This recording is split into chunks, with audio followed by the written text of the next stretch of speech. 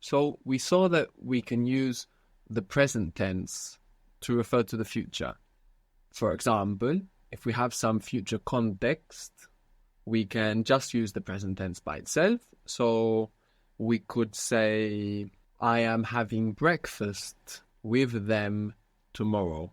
Now in Spanish, you don't say with them, you say with they. With they. So how would that be first?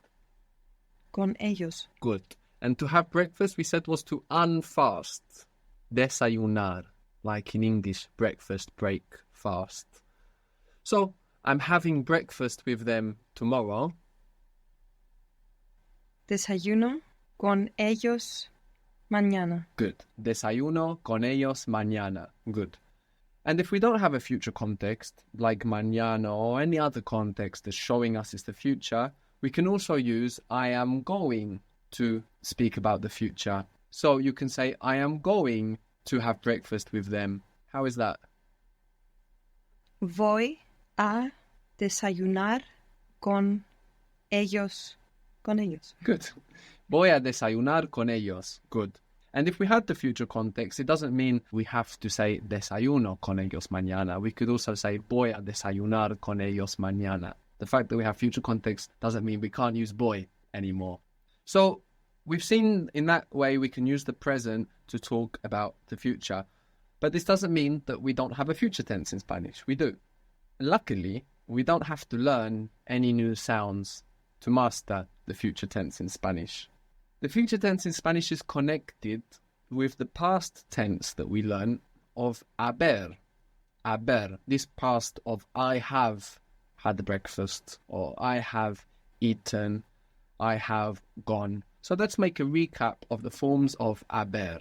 Now it's very irregular haber, and we said that a nice trick to remember the different forms of haber is just looking at the two vowel sounds inside the verb haber. So what are those two vowel sounds? A and E. Good. Let's start with E. What does E mean by itself? I have. Good. I have, spelled H-E. And what other person is connected with I? What's the plural of I, let's say? Hemos. Good. We. So we have E for I have and hemos for we have. What is A by itself? H-A. He, she, it, or you, formal. Good. So give me the other two versions now. An. Good. They or you guys. Or you, yeah. And us, which is you, informal. Good. So that's all set. Let's practice a little bit some structures with haber, just to recap. So what was to sleep? Dormant. Dormir. Good. So how would you say I have slept? Begin with I have. He dormido. Good. We have slept. Hemos dormido. He has slept. Ha dormido. Good. How would you say to recommend? Recomendación. Recomendar. Good. So how would you say they have recommended it? They have recommended it. And I remind you that with the structures with haber, the it has to come before haber. There's no option of where to put it. So they have recommended it. Lo han recomendado. Lo han recomendado. Good. So these forms that we have, these forms of haber that we have, hemos, a, as, an, are also the endings that we have for the future tense. So like I said, we will learn the future tense now without having to learn any new sounds.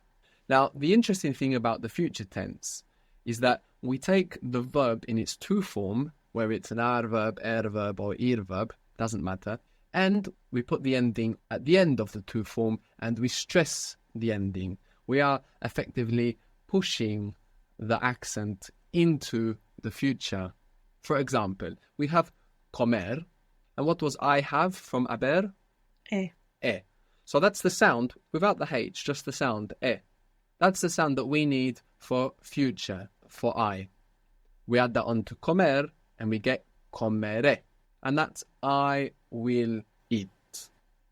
Now we are pushing the accent into the future, which might just seem like a coincidence, but you can notice that it happens in other languages as well, this phenomenon. For example, in Greek, part of the past tense is to pull the accent back one syllable, to pull the accent back into the past. And actually, this is so important in Greek that if there is not a syllable there to do it, you add one to pull the accent back into the past. So this is a phenomenon that you see in different languages, the accents representing somehow or reflecting somehow the concept of time and tenses. So here we are pushing the accent into the future. Comere, I will eat. You can give me the rest of the versions for the future of comer. Comeremos. Good. Comeremos, we will eat. Comerá. Good. He will eat. Comerás. You informal will eat. Comerán. Good. They or you guys will eat. Good. What was to go? We said it was very irregular. We have boy and vamos and va, but the verb to go doesn't look anything like them. Ir. Ir. Ir in the future is regular. So we can follow these rules and get the future tenses of to go. I will go. He will go. So what is I will go? Iré. Iré. And we will go? Iremos. Iremos. He will go? Irá. Irá. They? Or you guys?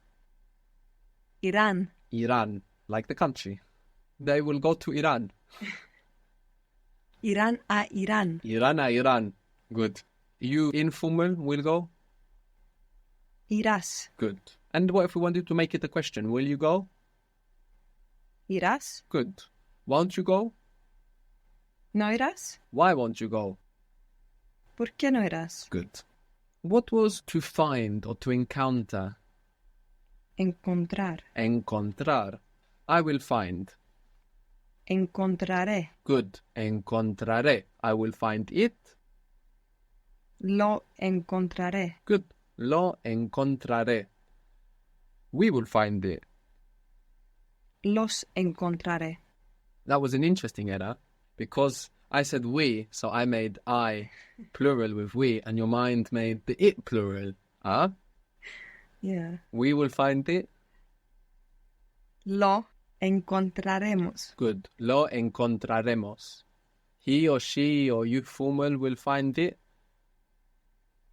Lo encontrará. Good. Lo encontrará. He will find them or she will find them or you formal will find them. Los encontrarán. So you made both of them or they. You said them. But we said he will find them or she will find them. Los encontrará. Good. Los encontrará. So we want to think about the two things separately. The who is doing the verb and who are they doing it to? Who or what are they doing it to? We said that quedar means to remain, quedar, and to get the meaning of I stay, we say I remain myself. How was that? I remain myself. Me quedo. Me quedo. Good. How would you say I will stay then? I will remain myself. Quedaré. Good, but quedaré means I will remain, and if you want the meaning of stay, you must use Me. yeah. Me quedaré. Me quedaré. I will remain myself or I will stay. I will stay here. Me quedaré. Aquí. Good. What was to prepare?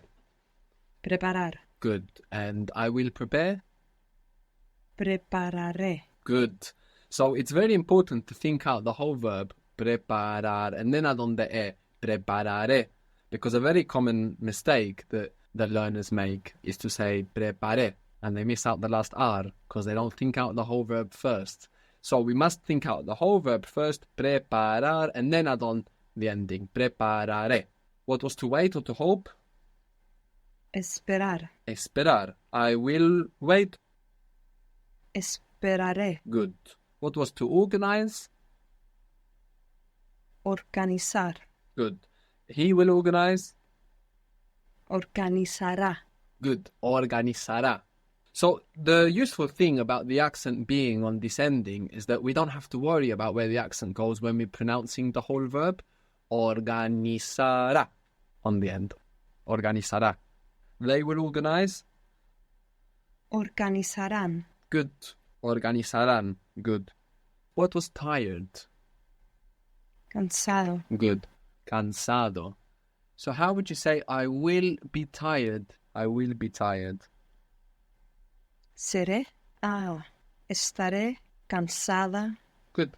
Estaré cansada. Good. How would it will be from ser? It will be using ser. Será. Good. Sound familiar from anywhere? Que será, será. Yes. So very simple, the future tense. Doesn't matter if we have ar, er, or ir verb. We are adding on these endings, and these endings are the same as the different versions of haber. So if we forget them, we can look back to haber, and then we just add that on the end. But in saying that, the future tense is not so often used in Spanish. Most of the time, you will find yourself using present or voy a, vamos a. But the future tense does exist, and now you know it.